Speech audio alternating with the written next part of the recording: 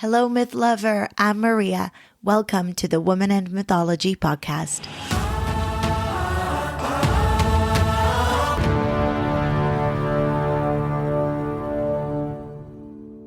Even if you look at the very beginning in Genesis, in the beginning, God moved across the waters. What is the water? Who was there before? The water was there before God. And then you go into all of this and you find that some of these oldest stories about the feminine, she is the water. Mythmaker Podcast Network. Hello, myth lover. Welcome back. If you're a regular listener of Women in Mythology, you may have noticed that I haven't released a new episode in the past couple of months. Life with my family has been wonderfully full, but I'm now entering a steadier season and hope to return with fresh conversations for you each month. Behind the scenes, I've also been immersed in research, reflection, and the creation of my next major mythic offering. It has been a season of discernment, asking what stories, symbols, and teachings feel most alive and essential to carry forward. I look forward to sharing more about this work with you soon. For now, I'm delighted to return to this space and bring for you a conversation that feels very meaningful. In this episode, we explore women's spiritual inheritance and the sacred feminine as both a historical reality and a lived experience. Together, we reflect on what has been forgotten, hidden, or left out of our cultural and spiritual narratives. What becomes possible when we begin to reclaim it. I'm joined by Liz Childs-Kelly, writer, educator, host of the Home to Her podcast, and author of Home to Her, Walking the Transformative Path of the Sacred Feminine. Through her research, personal journey, and work with women, Liz has become a thoughtful voice in the growing conversation around the sacred feminine and its relevance for our lives today. In our conversation, we speak about the sacred feminine as a historical reality and spiritual inheritance, mystical experiences, intuition, and embodied ways of knowing, childbirth, the body, and women's lives as sacred, the hidden feminine within religious and cultural traditions, why so many women are seeking the sacred feminine today, community belonging and reclaiming women's stories, and the relationship between the sacred feminine, agency, and sovereignty. This conversation is an invitation to remember what has always been ours, to reconnect with the wisdom of the body, the earth, and the deepest knowing that lives within. Let's dive in. Hi, Liz. Welcome. Thank you so much for being here and joining us today. Such a pleasure to be here and to meet you and to have an opportunity to talk with you. I've been in awe of the body of work and the extent of your research. I would love if you can share a little bit with our listeners about your journey and what first called you toward exploring the sacred feminine. Yeah, it's a good story. I write about it in my book, Home to Her, in the beginning. But the short story is I was on a certain trajectory. I owned my own company. I had a consulting business in California and also in New York. And I was very invested in performing in the business world, in part because there were a lot of reasons. I was ambitious, but in part because it felt like the way that I could be a really strong and powerful feminist is showing up in environments that were not open to my mother or my grandmother and doing them in a way where I was successful and proving that I could do that. That felt very empowering to me. And so I was all in on that career. As part of that, I had a smaller company, but we worked with really large multinational companies. And so a big part of my job was finding new clients. And I went to a really large women's business conference in San Francisco one day with the hopes of networking my way into some new company and some new client. I was sitting in the audience at the very beginning of this conference. There were about 5,000 people there, way in the back.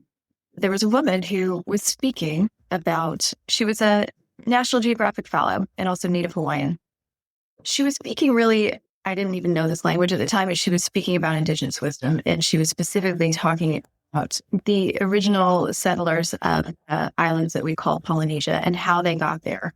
She was telling a story about how they had settled these islands many thousands of years ago without any of the modern instrumentation. And she was explaining how some of it was very practical. It was oral traditions that had been passed down generation after generation. Start training very young, but there was this deep connection to nature and intuitive wisdom.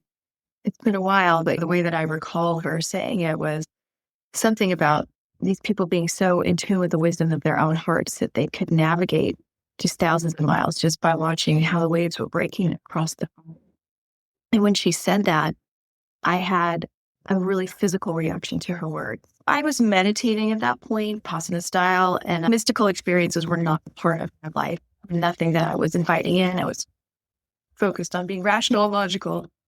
And this was a very non-rational, logical experience, but I started to get hot. My whole body started getting hot and tingly, starting from feet and working all the way up my body. And then the room started doing this weird shimmery thing. And then my hearing felt like it was going in and out, like I was in some vortex. And I realized that could sound scary or like a medical event. And it did not feel that way. It was like exciting and like, whoa, what is happening? There is some level of knowing in me that goes far deeper than I ever imagined. And that kind of landed in me as a question, but almost as soon as I had the question, it was the answer. Like, yep, no, there is. There absolutely is. But notice I said nothing about the feminine. There was a woman who was speaking, but nothing about the feminine. She was speaking about indigenous wisdom. And so I took this very literally. These people, she called them the Wayfinders, which you're a mom. If you have not yet seen the movie Moana, I am sure it is in your future. But this was before that movie came out, which is about the Wayfinders. This was well before that movie came out. So I had never heard of these people. So I took that experience very literally, and I started trying to find out information about who were these Wayfinders. And then that just sort of led me down this rabbit hole of learning non-Western indigenous traditions and what were some of their ways of knowing that had survived colonization. And the more that I learned, the more those kind of non-linear experiences started showing up in my life, even just from book reading. It seemed to crack open some sort of portal of knowing. But there was still nothing specific to the feminine. There was a lot of information about all of life being sacred, all of it, and how finding divinity later, it just as common as finding divinity by and separate from us. And that resonated with me at such a deep level. But it wasn't until I was also pregnant with my son when all this was happening, my second child. And it wasn't until he was born that this piece of the feminine kind of, I had him unmedicated about 5 months after that initial experience at the conference. And in part, that was a choice. My own intuitive wisdom was starting to open, and I wanted to know. I wanted to know what this experience could be like. It was terribly painful, but also it was sort of the second piece falling into place with this all. And two things happened during that experience that really sort of solidified things for me. And one was the sense of being connected to women all the way through time, sense of lineage, like I was participating in something that had been going on ever. And it was big and powerful and important. At one point, these women were actually in the room with me as I was giving birth. And the other was really being brought to the brink of, I have to let go. I have to surrender. I get a little emotional talking about it even now, 11 years later. I have to let go. I have to stop trying to resist or direct. I've got to let it happen. And when I did that, I became aware of just like, oh, this is so much bigger. This is something that is moving through me. And I am co-creating with it. I just need to get out of the way because I know what to do. This force of life is massive and big, and it's moving through me. And I get to step away and just let it happen. And as soon as I did that, the rest of it progressed very quickly, and my son was born. And so after that, I came home, like, childbirth must be the most sacred thing a human can experience. This is amazing. Wait, what are you talking about? And of course, people are talking about it. My point, and I think it's still relevant now, is it was not in the cultural, childbirth, at least here in the U.S., is a medical event. It was not in the mainstream narrative. And it certainly was considered sacred. And this was very mystifying to me because I had been learning about these traditions that treated all of life as sacred. And I'm like, but this is how life gets here. like, shouldn't this thing be the thing that's celebrated everywhere? Should we build like monuments to this? And there was one morning where I was just pondering this and kind of going over it in my head and feeling genuinely frustrated. And I just had an aha, like, well, it's because, first of all, everything that I've been reading and learning had been written men, and specifically anthropologists, like with an anthropological lens, which is not to say I think they're doing what they could, but they're still men. And then I also realized when I went to church, God was a man and his sacred son was a man. And I grew up in a Southern Baptist church, so all the leaders were men. And even more recently, when I had begun studying a little bit about Buddhism, my teachers had been men. And I'm like, well, they can't tell me about something that they haven't experienced. It really is that simple. And I do want to put a caveat here that I have certainly since learned that it is not the feminine did not exist in those indigenous traditions. It's that the lens that which you are looking at something matters. And the sources that I have didn't know to prioritize the feminine that way. That's a whole multi-layered conversation. But all that's to say is that that moment, I was deeply, deeply upset. I considered myself a spiritual person my whole life. It really bothered me to suddenly realize that there was this absence of sacred feminine, which is so obvious, right? That she's not there, but it was suddenly in my face. But that very quickly turned to, no, this can't be right. There's no way this is there has to be a sacred feminine. There has to be a feminine face of God. I'm going to find it. And it felt very much in that moment like I had just realized one of the most important reasons why I was alive right now. Like I was supposed to do this work. And I didn't know what that meant. I also knew that it was going to be bigger than me, but I was off and running from there. And I do want to give that version of me a hug now and be like, oh, there's so much information about the sacred feminine, but that goes to tell you it's hard to find. You know, I had a master's degree. I was curious, spiritually curious. I was a seeker. Like I'm a geek. I like to read, and I had never come across any of this before. So, but she's absolutely out there, as you well know. Thank you for sharing your story with us, hearing it from your heart right now and seeing how it struck you. Because, of course, I read it in your book, but listening, it feels like living it with you. And in my experience, it has been very similar. Some kind of mystic moment. I had that. It took me longer to make sense of it, though. My mother always encouraged me to read, and I loved it growing up. And she would say, books are a portal to the world and are a way of seeing the world. But if we're reading books written by men with a very patriarchal vision, we are looking at the world through men's eyes, right? Through a very patriarchal vision. So it was also when I selected and began this work with women and focusing on women's perspectives in the world that things began shifting really deeply for me. And your work is both an excavation and a remembering of this knowing. And you use the language of sacred feminine. I would love if you can share and describe a little bit, what do you mean by it? Because I think women have different feelings about the terms, right? And there's so many language to describe sometimes the same archetypal force that we're talking about. But I would love to hear your thoughts on this. How did you come to find the right words for you that feels authentic, that goes beyond that surface level spirituality? Yeah, and it's one that I struggled with a lot. The word sacred was a little bit easier for me than divine because just from a practical standpoint, the research that I did, there were definitely examples of, female divinity, like deities in female form or having feminine characteristics. But there's also a body in ways of knowing and people's ways of knowing the world is sacred, that they don't divide themselves into God is out here and I'm in here. And so there is like a layer of sacredness to the feminine experience. So it might be, for example, ancestors, like the grandma that is revered. And so sacred felt more all encompassing of that. And the feminine was just tricky because what I noticed is I had a negative reaction to the word feminine. If we think about language and the rise of language, it is patriarchal in and of itself. Like the English language is certainly very patriarchal, and feminine usually means lesser.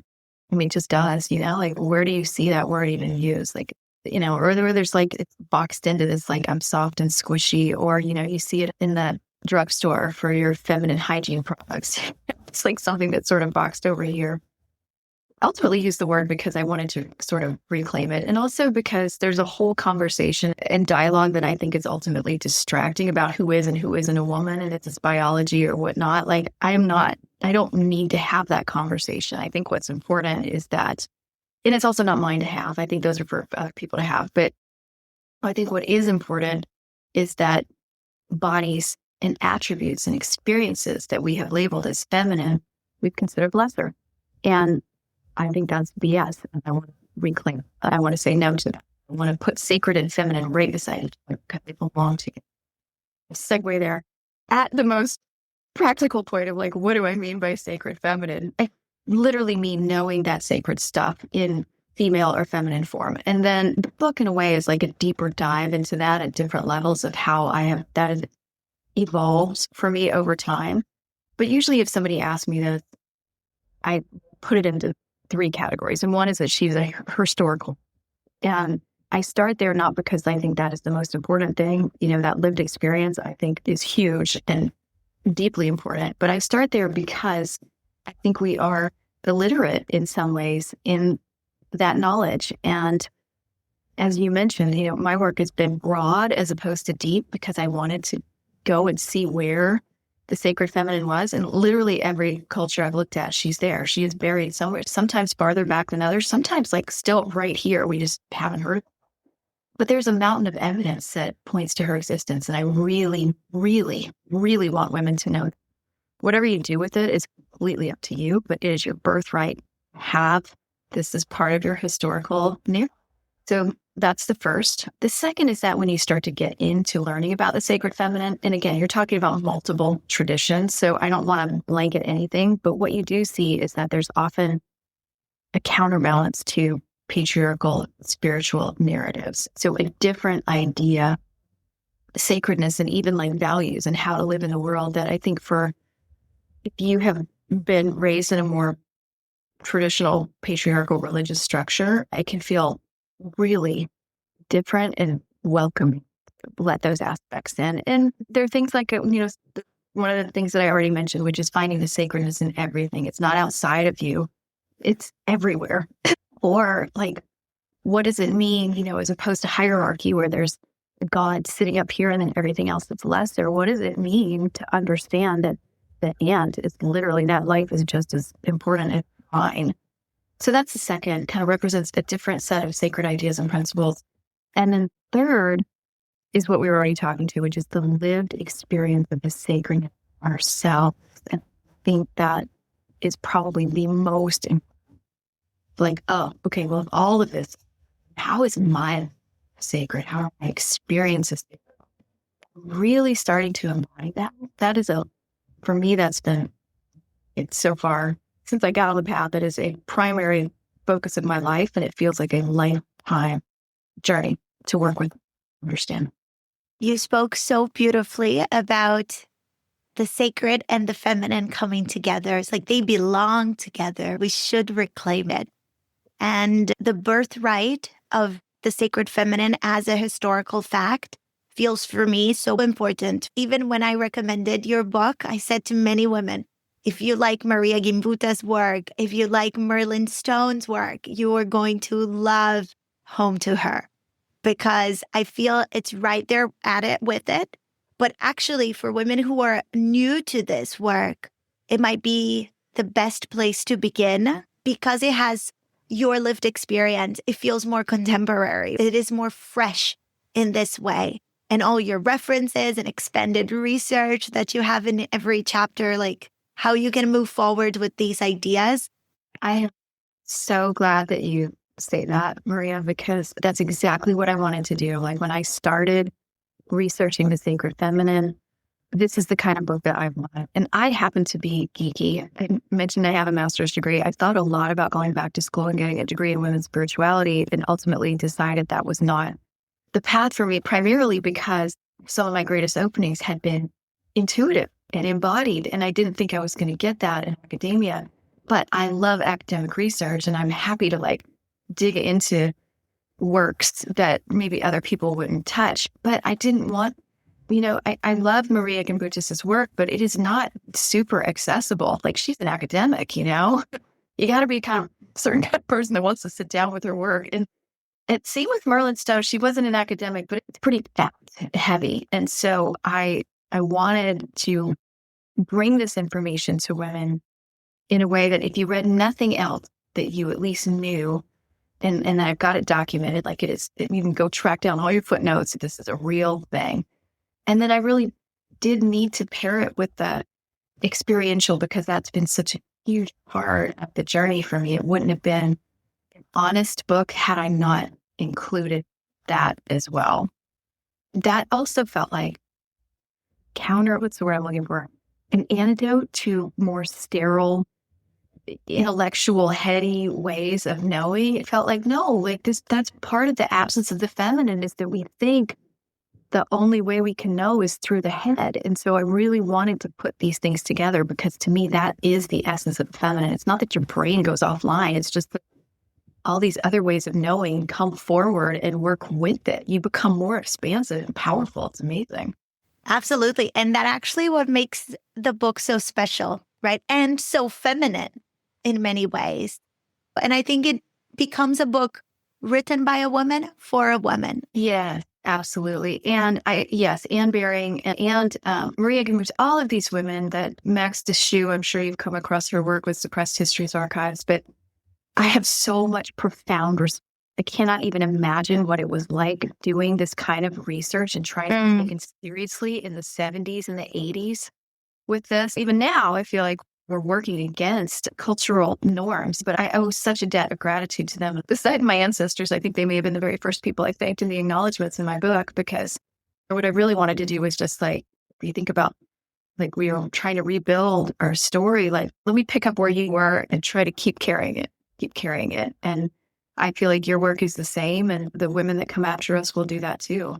It takes immense courage to live a life in which your creative work and your professional work becomes about remembering, reclaiming imagination, the sacred feminine. I think within the field, it's accepted, but it's still hard to explain to the pharmacist, if you know what I mean.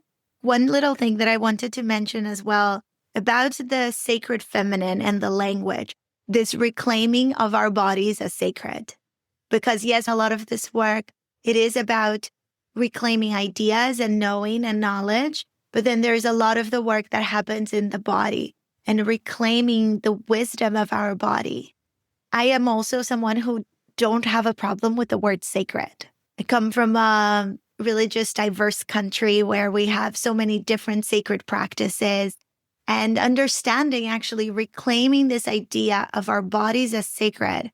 I find it a key piece for us as women to also reclaim our vitality, our birthright in the world, because our bodies are such targets, really.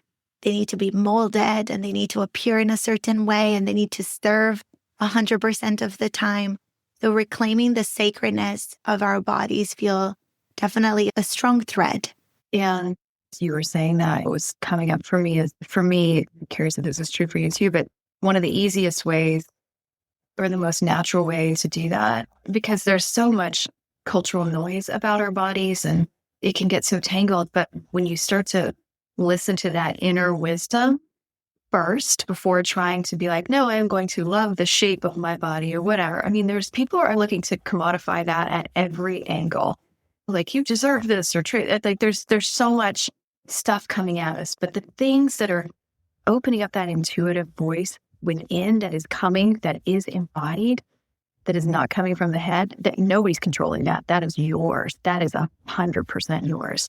And giving that space and giving it respect, I think sometimes trickles out to no, my body doesn't want that, or no, I'm not going to do that because that does not feel good in my body. And so that is a really good place to start, like that deep, deep inner place. It has been for me.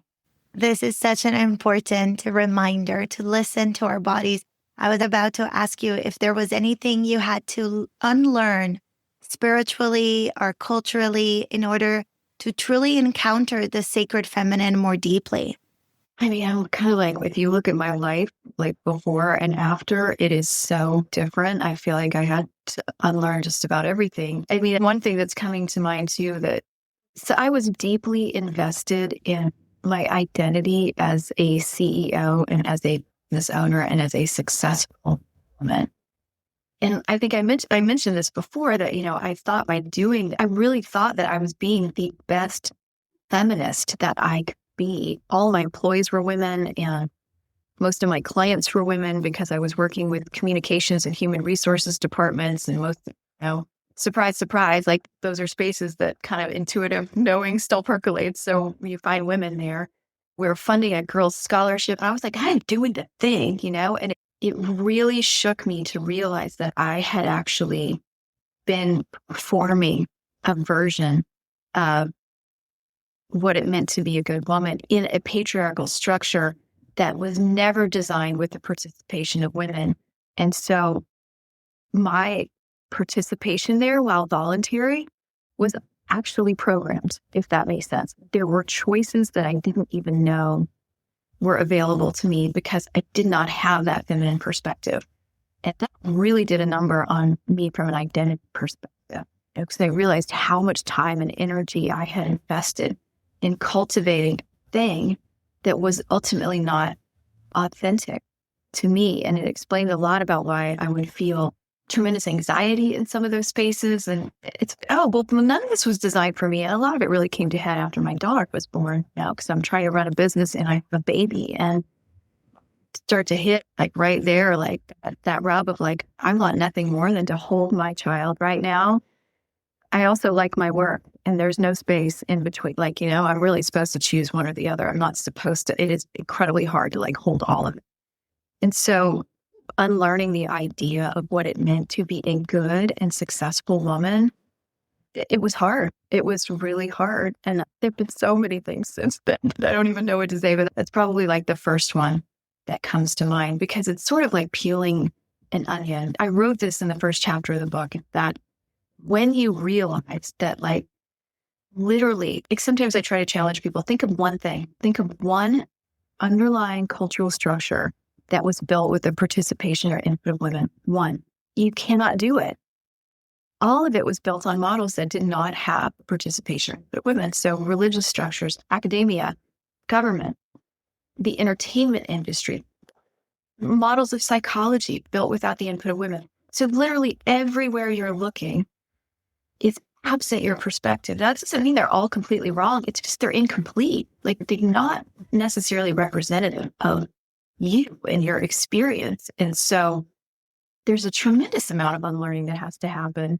And it can be a little crazy making, to be honest. You're like, oh my God, like, oh wait, like this, I'm not represented here and I'm not represented here. And I think it's one reason why it's so important that we talk about these kind of things, because it can also feel very isolating as a woman. If you don't have community that is aware of this and is acknowledging this with you, that makes it even harder. I love the word incomplete.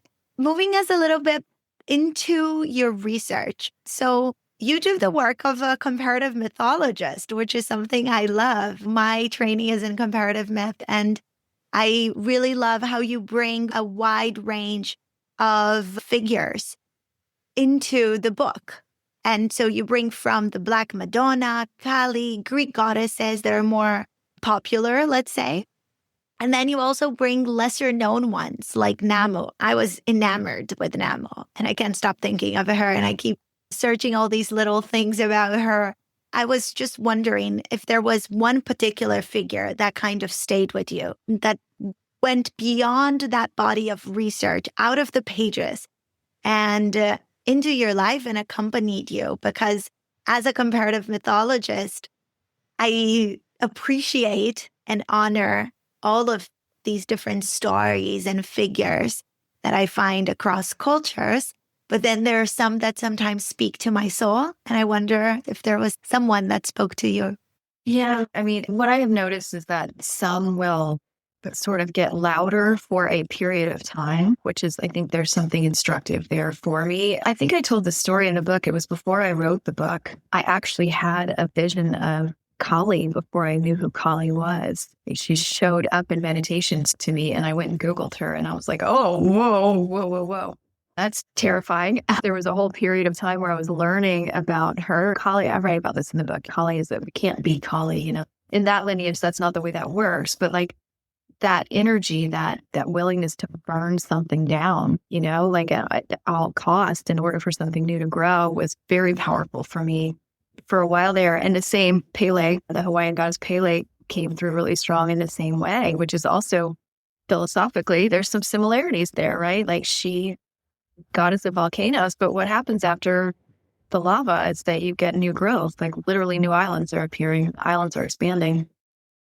But the other thing that comes to mind were the origin stories, like the ones that were like with you and Namu, but the ones that were the layer underneath, like the Christian story that I've been given, or who was underneath there. So there was a book that I read, I think it's called In Search of the Lost Feminine. Anyways, he goes into unpacking a lot of the stories around Crete and goes into also unpacking the feminine figures in the Odyssey and what they might actually be representing if they are telling a narrative that is more patriarchal in nature and is trying to reject a cultural story that was more balanced and more feminine. And all of a sudden, all of the Circe and Calypso, like all of them become, like they take on different meaning and representation. Like that was fascinating to me. And also, even if you look at the very beginning in Genesis, in the beginning, God moved across the waters. What is the water? Who was there before? The water was there before God. And then you go into all of this and you find some of these oldest stories about the feminine, she is the water. So like even in, the Christian Bible that I grew up with, she's like right there, or Asherah or Asherah, depending on how you pronounce her. She's in the Bible. She's hiding in the Bible too, but she's been stripped of gender. She's Asherah, she's just like a pole that people dance around. No, actually, she's representative of the divine feminine and her embodiment of nature. So those ones that were like sort of like, I got really excited about like the ones that seem to be like hidden and coded, but it's still somehow gotten through. We're still hanging on there. It does feel like an archaeological work, now an excavation of finding what's beneath and what has been buried. And most of the time, not even buried, just there's a replacement, because it is easier to replace something than to actually kind of erase it. So many women feel spiritually homeless or disconnected from older feminine images of the sacred. Many women right now feel disconnected from the feminine in themselves as well. And I've noticed a lot of women coming to work with me through myth in search of this feminine in themselves, in the culture, in their lineage. And I wonder, maybe it's something that when we are in the center, we feel it's happening, but I feel that there is now more women searching for this. There is a bigger longing. The calling is getting stronger for women. And I'm wondering if you feel the same way and why, if you do. Yeah, it's such a good question. And I have felt the same thing. And I do wonder if some of it, like you said, it's because we're in the center of it, but also it does feel really different than when I started looking into this 11 years ago. I mean, even like things on Instagram or whatever, I remember feeling like, is anybody else talking about this? So now I feel like there's a lot of people talking about it. I have lots of ideas about that. One very practical one is it's safer. We are living at a time where women have more economic power than any time, at least recorded history. We have more freedoms. We also have access to more information, easier to find. So that's part of it. There's part of me that's curious. Were women always seeking this, but they just didn't have, did they just have that icky feeling inside, but didn't know where to take it. And now all of a sudden there's places to take it. I think there may be a practical part like that, but I also think maybe the gift of god awful uber patriarchal leadership is that we get to see this is working. This is not representative of me as a human being and how I want to live. And these structures are driving us to disaster at every turn. There has to be a different way. This does not represent me. And seeking the thing that does and that feels more in alignment, that makes sense to me. I'm thinking a little bit about the news cycles here in the United States. There's just one fresh hell after the next. So it's easy to forget the fresh hell from a few months ago. But like all of the revelations around the Epstein files here, which have been, I think, so deeply, devastatingly painful for a lot of women. Things like that they create space. Like, it's unfortunate that it takes that, but I think they create space for us to say, how can this happen? And if you know the history, you'd be like, well, this is exactly what happens. It's no surprise, actually. It can be a portal to saying, like, wait, how did we get here? And if that leads you to myths that are suddenly like, oh, wait, this is not how it's always been. And that means it does not have to be this way. And this is going to ignite something in me that enables me to choose differently. I'm so here for that. And I'm so excited. I wish it didn't have to be as ugly as it has been to get us here, but it is what it is. I resonate so much with what you said and how a social crisis, an economic one, an environmental one has led us to really see how despicable the system is.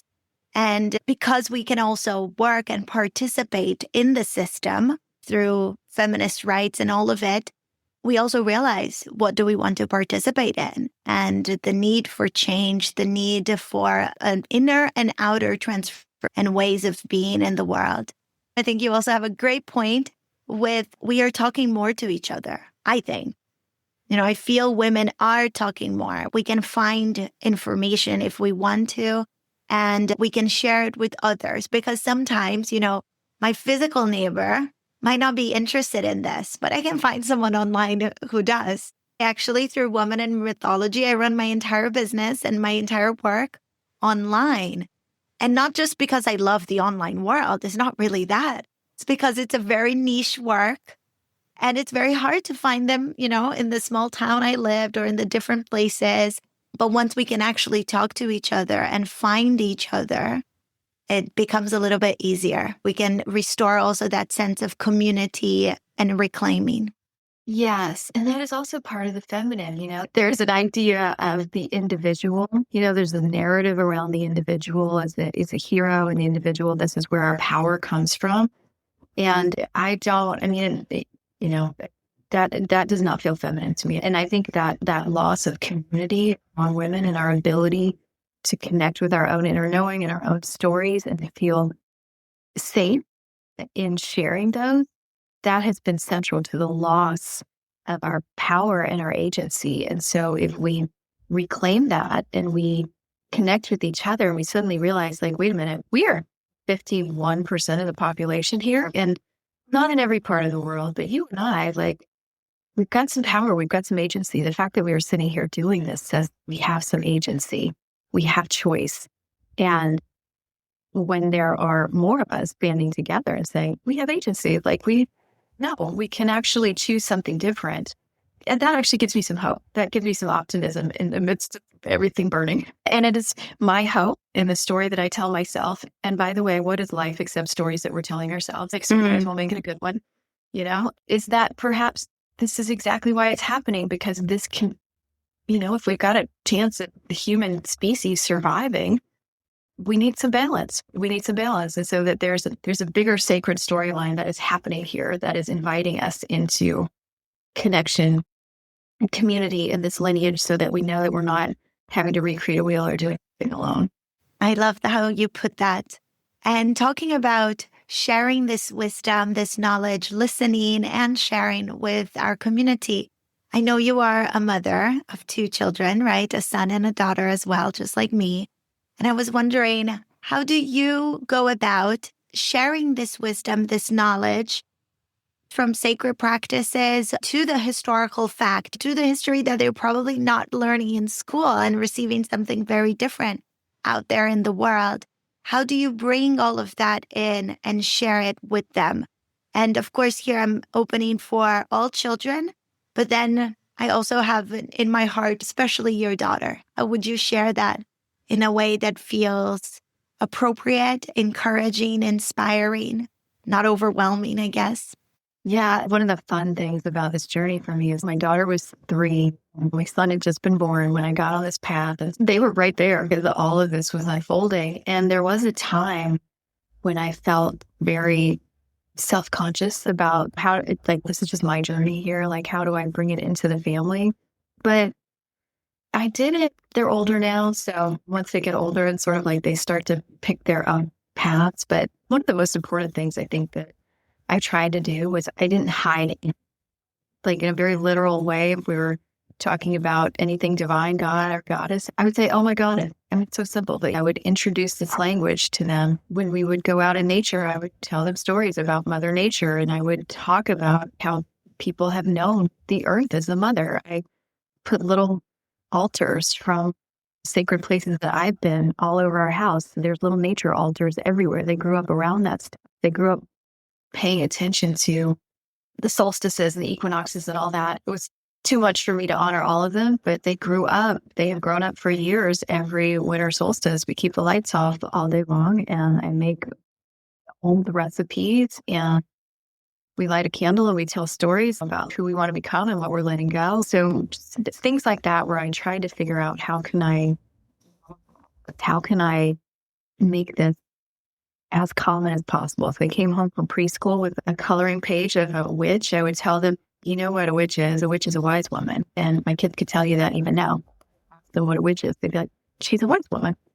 If we were listening to the Harry Potter books, I would pause and point out any aspect that I felt was negative to the feminine. If there was a story, I would pause and say, hey, if I knew that there was a goddess in that story, or there was some sort of feminine aspect to it that wasn't being spoken about, I would insert it, So it's just sort of trying to seed it into their everyday life in the hopes that my experience now, my daughter's 14 and my son is 11, is that they start to really develop their own identity, and they'll go whatever way they want to go.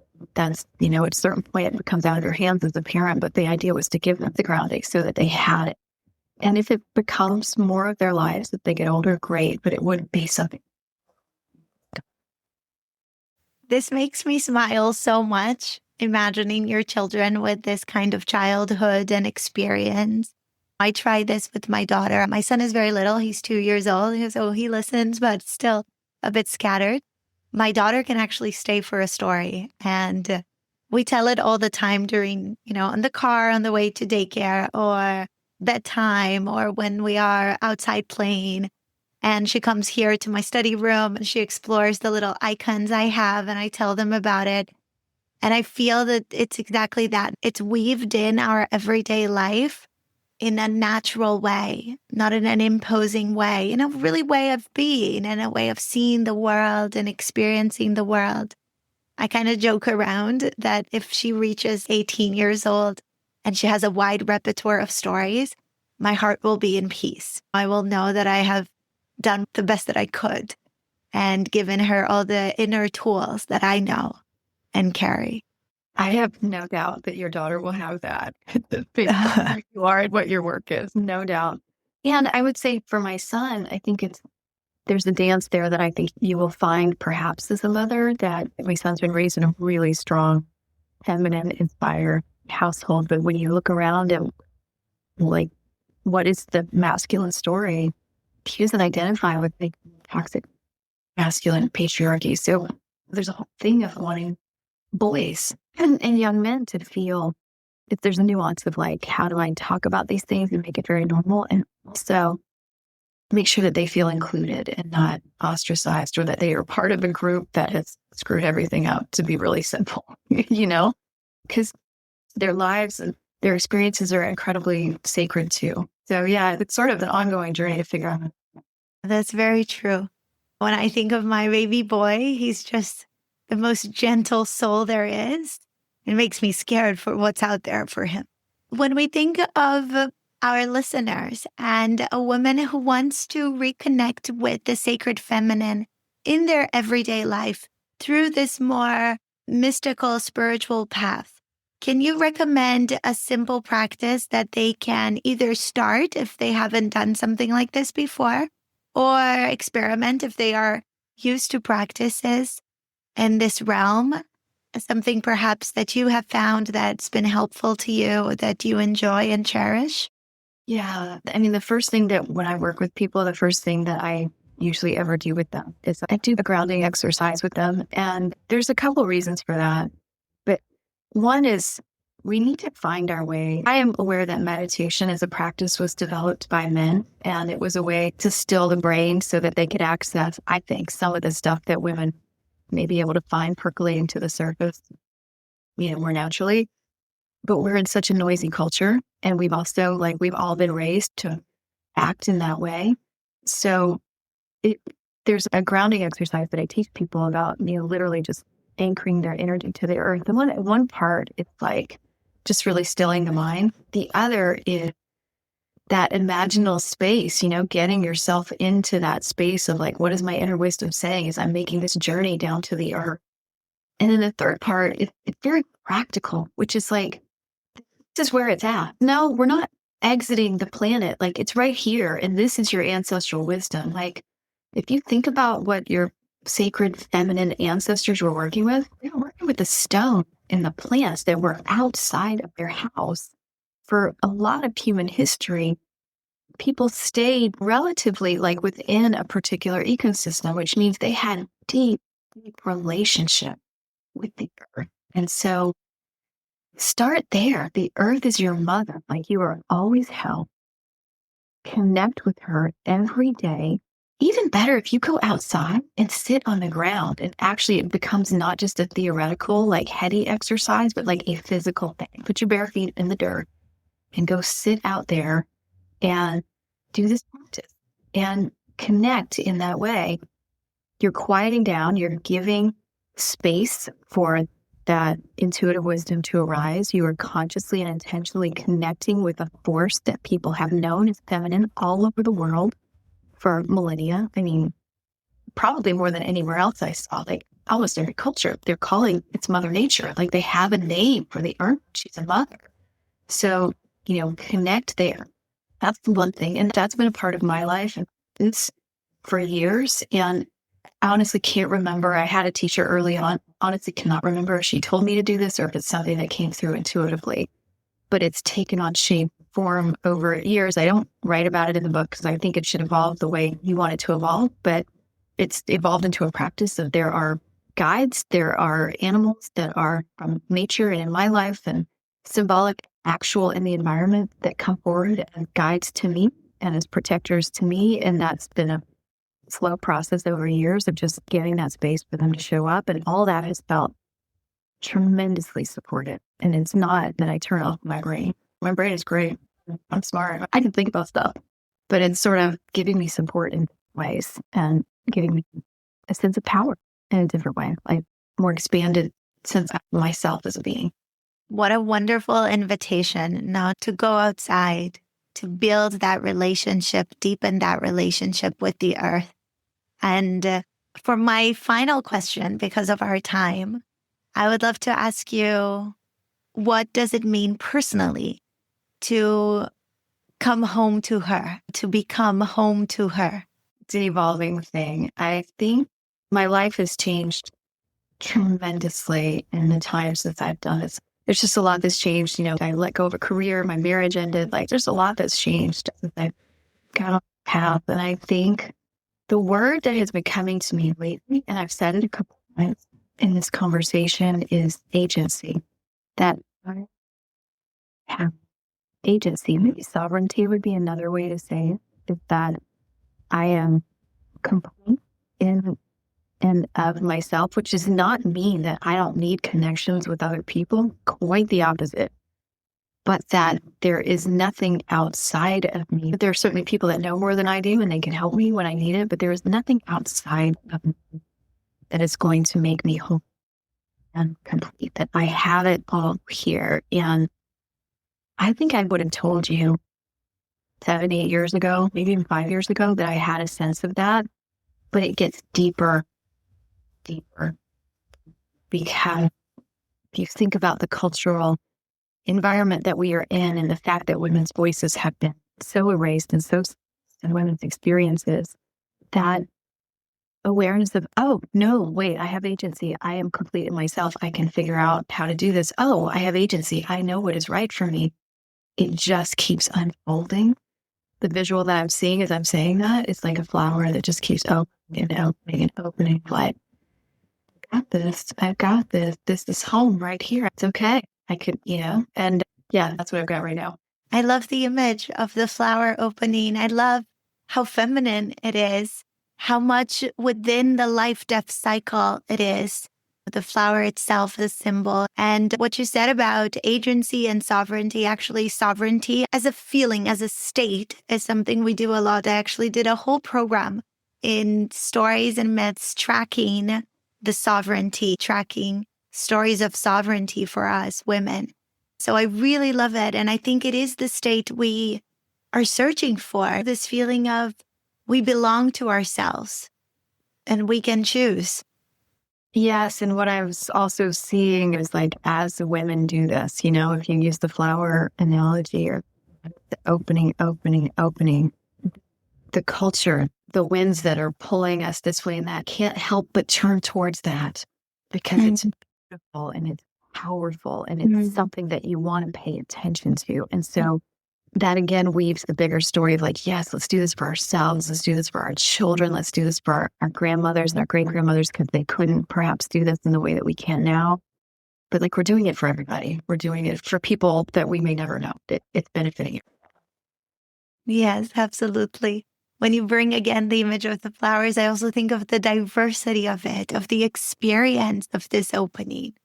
Liz, I am so grateful for you sharing your wisdom, your life, your practices, everything with us today.